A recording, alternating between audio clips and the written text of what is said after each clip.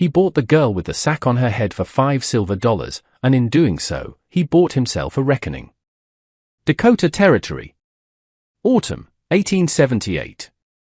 The world was a canvas of bruised purples and dying yellows, the air sharp with the promise of a winter that would forgive no weakness. In the center of this unforgiving landscape was a trading post, a carbuncle of mud-chinked logs and desperate men huddled on the fringe of civilization. It smelled of wet wool, cheap whiskey, and despair. Elias Kane felt the place more than he saw it, a low thrum of misery that resonated with the hollow space in his own chest. He was a man carved from the surrounding mountains, tall and broad, with a silence that was older and heavier than the pines.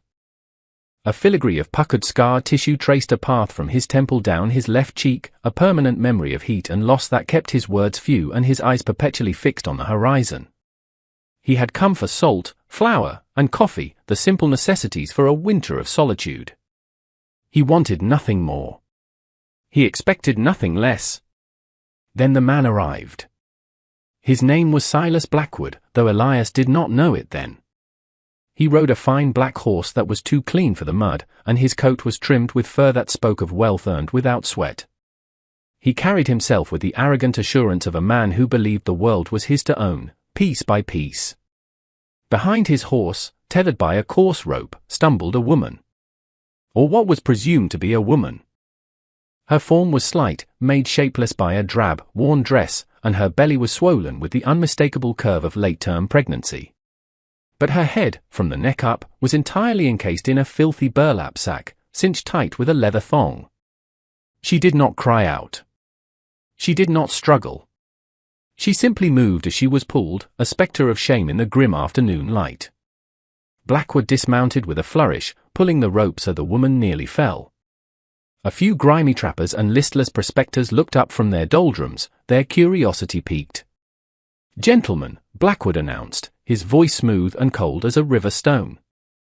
"A bit of misfortune has become your opportunity." He gestured to the woman with a dismissive flick of his wrist. "I find myself burdened." "This asset has become inconvenient." A low, cruel chuckle rumbled in his chest. "She's hardy. A good worker when she's not in this condition. But my business takes me east, and I've no room for excess baggage." He held up a hand. "For the paltry sum of $5, she is yours. Her labor, her future, and the whelp she carries with her." A bargain. A sickening silence fell over the small crowd. It was the silence of men who had seen much but preferred to see little.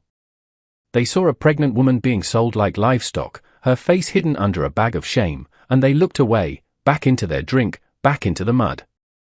It was not their trouble. But for Elias, it was. He saw not an asset, but a reflection of a world he had tried to escape. He saw the strong preying on the weak, the very thing that had sent him into the deep woods years ago. He looked at the woman's hands, cuffed by the rope. They were raw and chapped, but her fingers were long and slender. They were not the hands of a field worker. He looked at the slight tremor in her shoulders, the only sign of the terror she must be feeling. In that tremor, he saw the ghost of his wife, and in the swell of her belly, the ghost of his daughter. The hollow space in his chest ached with a sudden, sharp pain. He had failed to protect them. A fire had taken them, a cruel, indiscriminate act of fate. This was different. This was a man. An act of will. And it could be stopped. He said nothing. He simply moved.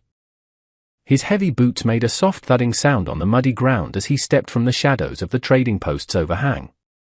The men parted for him, their eyes wide. Elias Kane rarely involved himself in the affairs of others. Blackwood watched him approach, a smirk playing on his lips, mistaking the woodsman's silence for simple-minded interest. "Ah, a buyer," he sneered. Elias stopped before him. His gaze was level, and his scarred face was an unreadable mask of stone. He did not look at Blackwood. He looked at the rope in Blackwood's hand. He reached into the leather pouch at his belt, his movement slow and deliberate. He pulled out 5 heavy silver dollars, coins he had earned through a summer of hard trapping, meant to see him through the winter. He held them out. The coins were dull in the fading light, but they seemed to absorb the weight of the entire moment. Blackwood's smirk widened. He snatched the coins, his fingers brushing against Elias's calloused palm. A man of few words. I like that. He dropped the rope into the mud at the woman's feet. She's all yours, friend. Do with her as you please. He swung himself onto his horse, turned the magnificent animal around, and rode away without a backward glance, the $5 silver a meaningless trifle in his pocket. He was gone. The transaction was complete. Elias stood there, the eyes of the entire trading post on him. He did not acknowledge them. He knelt, his knees sinking into the cold mud. He reached out and, with surprising gentleness, untied the knot that bound the woman's hands. Then he picked up the end of the rope. He did not pull it. He simply held it, a link between them. He stood up and looked at the shrouded head. He waited. After a long moment, she took a single, shuffling step. And then another.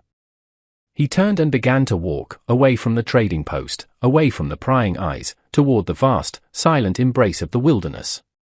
She followed, a step behind him, a silent ghost drawn in the wake of a silent giant, the burlap sack a terrible mockery of a shadow. The journey to his cabin was a pilgrimage of silence. The path narrowed from a wagon-rutted track to a deer trail, winding deeper into the heart of the ancient forest. The air grew cleaner, scented with pine and damp earth. Elias walked with a steady, ground-eating pace, but he was acutely aware of the faltering steps behind him. He never looked back. To look back would be an accusation, a question she could not answer. He simply listened to the scuff of her worn shoes, the soft whisper of her breathing, the rustle of the sack against her shoulder. He was a bulwark against the wind for her, his broad back breaking the chill that swept down from the high peaks. The forest was his home, a place of solace, but he knew that for her, it could be just another cage, larger but no less frightening than the one she had just left. He felt the weight of her fear as if it were a pack on his own shoulders. They arrived as dusk bled the last of the color from the sky. The cabin was small, built by his own hands with the interlocking patience of a man who had nothing but time. It was nestled in a clearing, a plume of smoke rising from its stone chimney, a single square of warm, yellow light shining from its lone window. It was not a house. It was a haven. He pushed the door open and stood aside, holding the rope loosely. It was an invitation, not a command. She hesitated on the threshold, a dark shape against the dying light.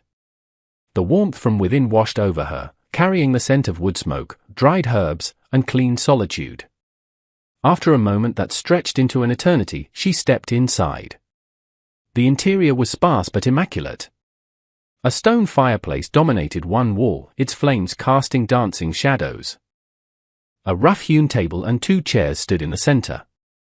In one corner was a bed, neatly made. In the other, a small cot, piled with clean, thick blankets. He closed the door, shutting out the encroaching night.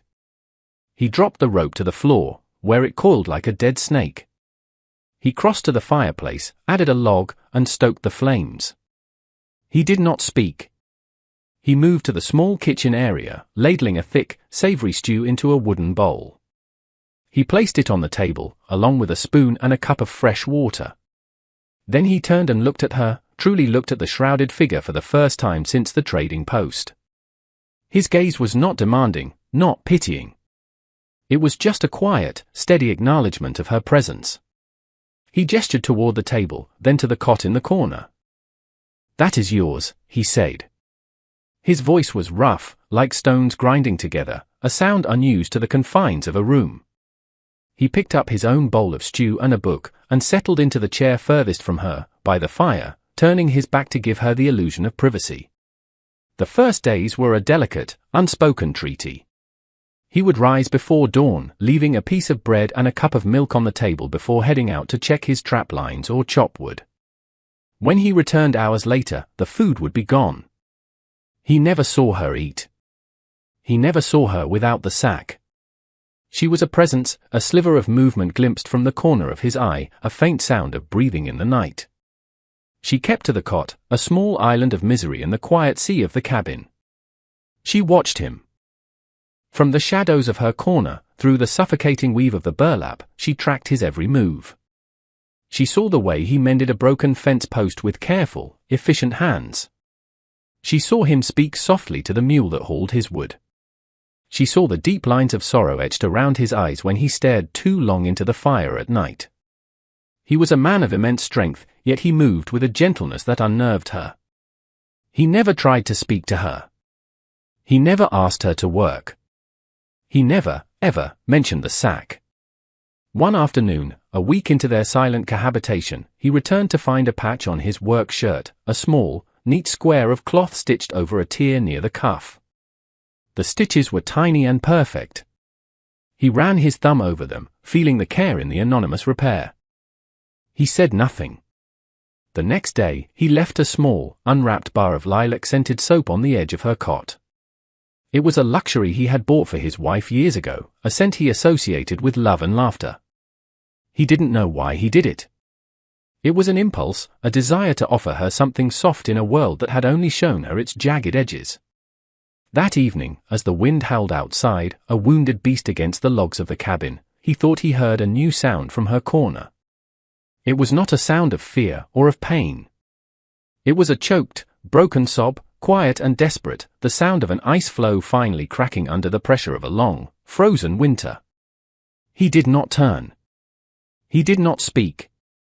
He simply threw another log on the fire, offering her the privacy of its crackle and hiss. The first snow fell not as a gentle dusting, but as a sudden, thick curtain, dropping from a leaden sky and burying the world in white. It silenced the forest, muting every sound, trapping them together in the warm, close space of the cabin. The world outside ceased to exist. There was only the fire, the howling wind, and the two of them, circling each other in a silent orbit of trauma and caution. The snow forced an intimacy they had both avoided. He could no longer work outside for the entire day. He spent his time indoors, mending his tools, carving small figures from scraps of pine, his hands never idle. She watched him, the constant, rhythmic scrape of his knife a soothing counterpoint to the storm outside. She saw that he was carving a bird, its wings outstretched in flight. The unveiling happened on the third night of the storm. The fire was burning low, casting long, wavering shadows across the room. Elias was cleaning his rifle, the methodical click and slide of metal on metal the only sound. He felt her gaze on him, more intense than usual. He did not look up. He continued his work, giving her the space she needed for whatever battle she was fighting within herself. Then, the sound of his work stopped. He had finished. An absolute silence descended, broken only by the breathing of two people in a room. Slowly, he looked up. She was standing by her cot, her back straight. Her hands, trembling slightly, rose to the base of her neck, to the leather thong that held her shame in place. His heart hammered against his ribs. He did not move. He did not breathe. He felt as if he were witnessing a sacred, terrifying rite. Her fingers fumbled with the knot, the rough leather resisting her efforts. He made a slight move to stand, to help, but stopped himself. This was her mountain to climb. He would not take it from her. Finally, the knot came free. With an agonizing slowness, she lifted the sack. The rough burlap slid up, over her hair, and was free. She held it in her hands, this shroud of her humiliation, and let it fall to the floor. For the first time, Elias saw her face.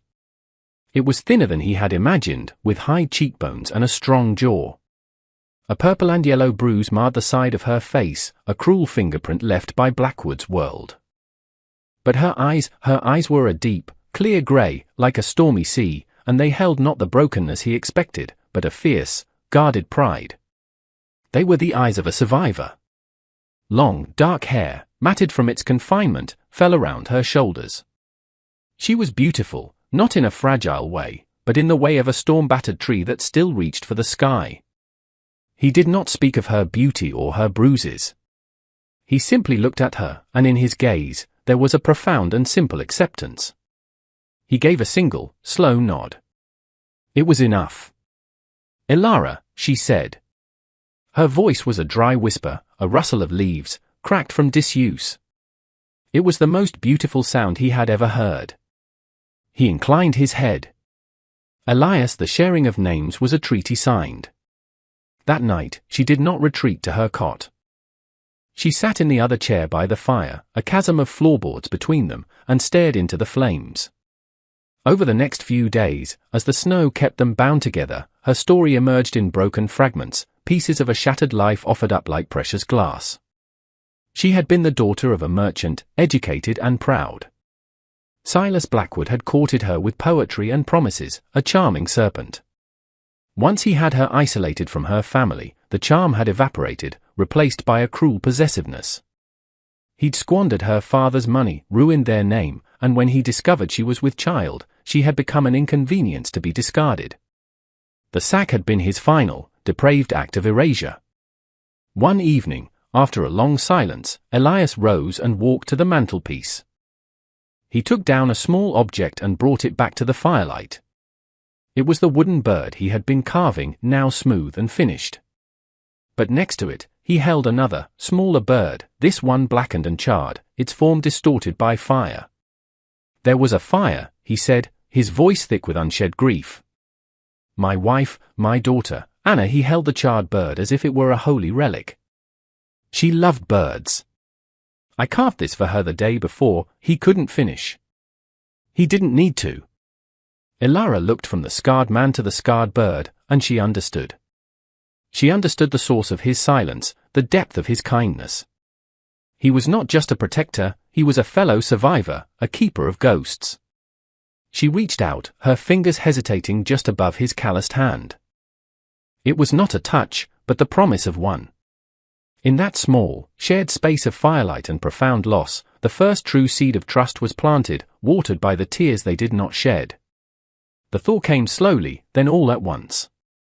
The world dripped and sighed, awakening from its white slumber. With the melting snow came a return to routine, but it was a new routine. Elara no longer hid in the corner. She moved about the cabin with a quiet purpose, cooking, mending, tending the fire. She spoke more, her voice gaining strength and clarity. They fell into a rhythm of shared tasks and comfortable silence, a domesticity that neither had expected. But as the land opened up, a deep, unspoken dread began to seep back in. The world was larger than their small clearing. And the world held monsters. The day it happened began with an unnatural stillness. The birds were quiet. The wind held its breath. Elias was splitting logs, the rhythmic thud of his axe the only sound, when he paused, head cocked. He had heard something, a sound that did not belong, the distant, steady beat of shod horses. He looked toward the tree line, his face grim. He knew. He had known this day would come. He wiped his hands on his trousers and walked back to the cabin. Elara was kneading dough on the table, her face dusted with flour. She saw the look in his eyes and her hand stilled. She knew, too. He did not tell her to hide. He did not tell her to be afraid. He walked to an old wooden chest in the corner and lifted the lid.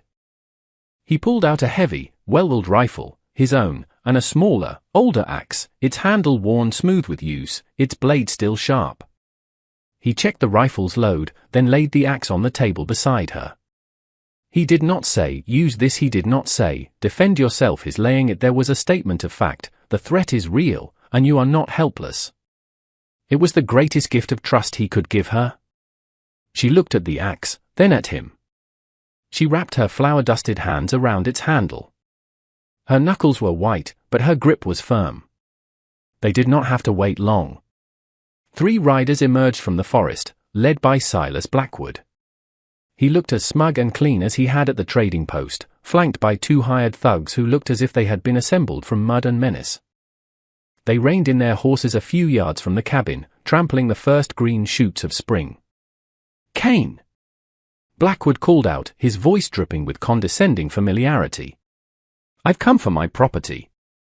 I trust you've kept it in good condition." Elias stepped out onto the porch, his rifle held loosely at his side. He stood there, a mountain of a man blocking the doorway. "She's not property," he said, his voice low and steady.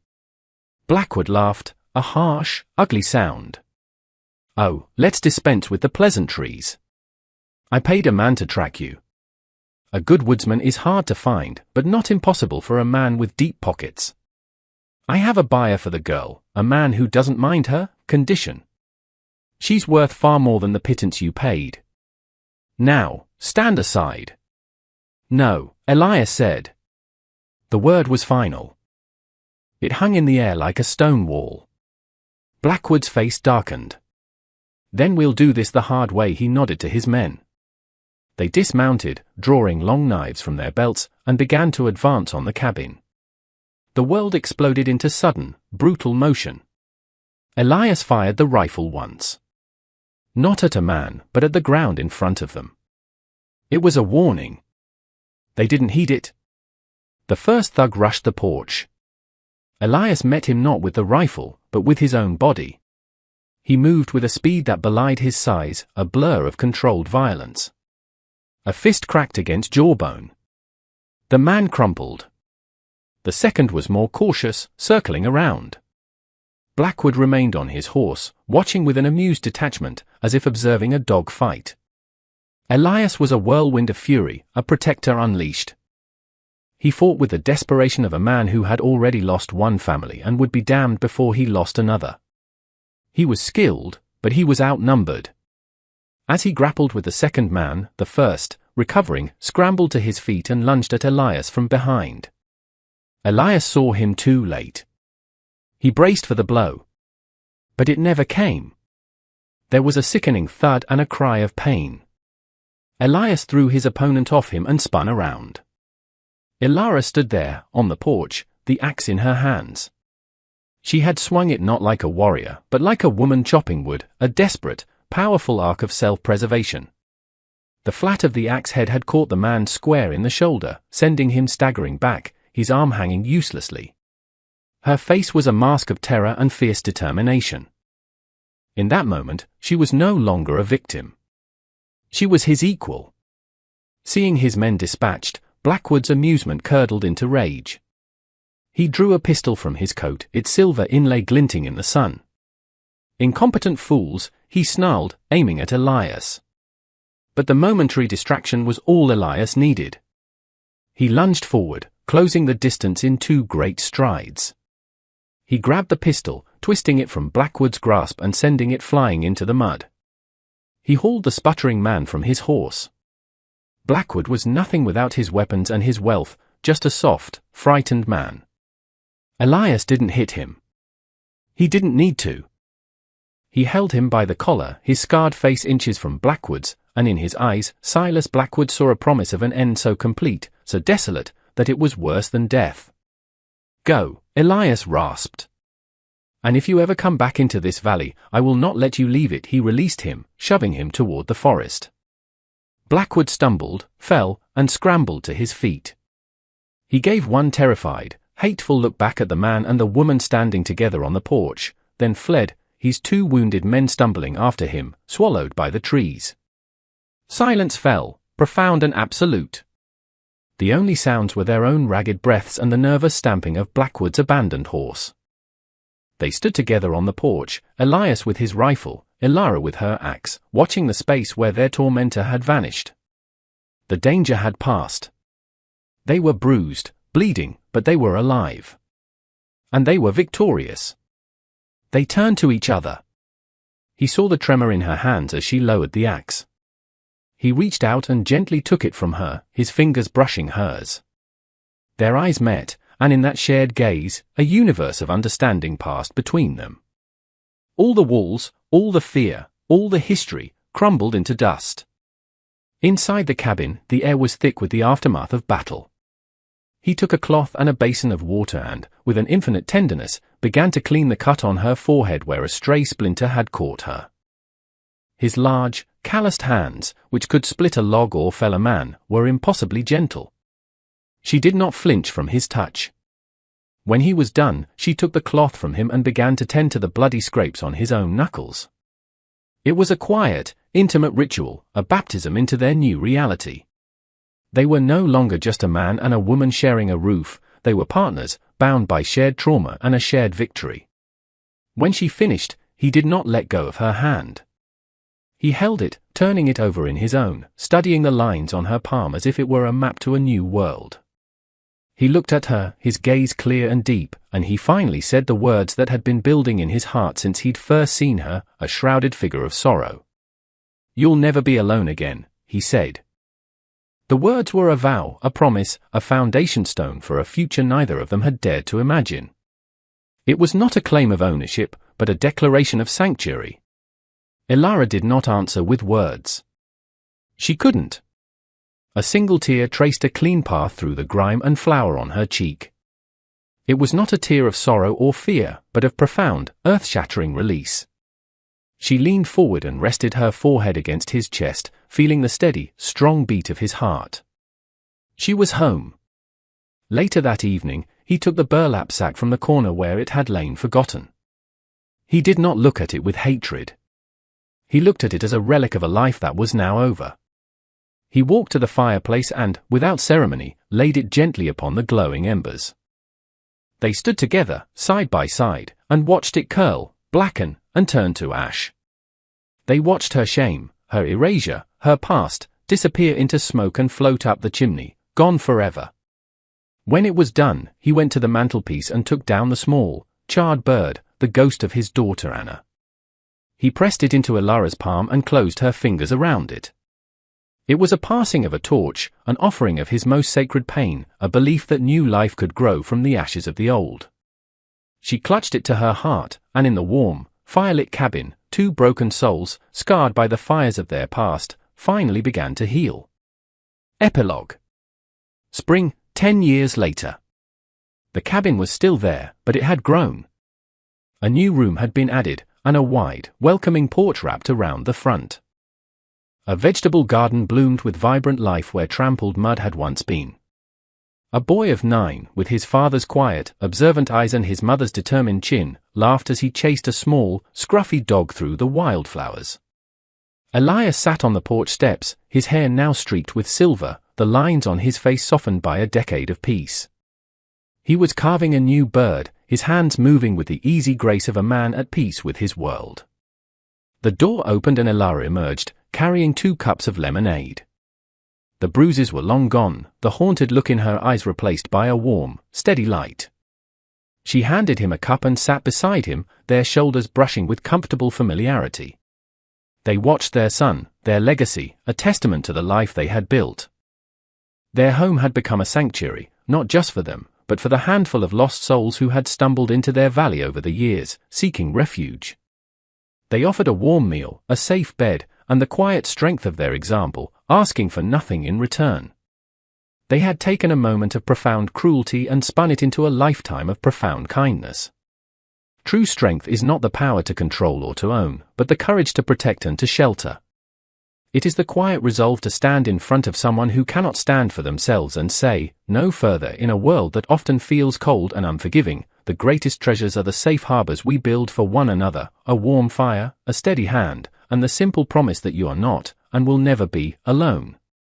Thank you for watching. If this story touched your heart, please consider subscribing for more tales of hope and the enduring power of the human spirit.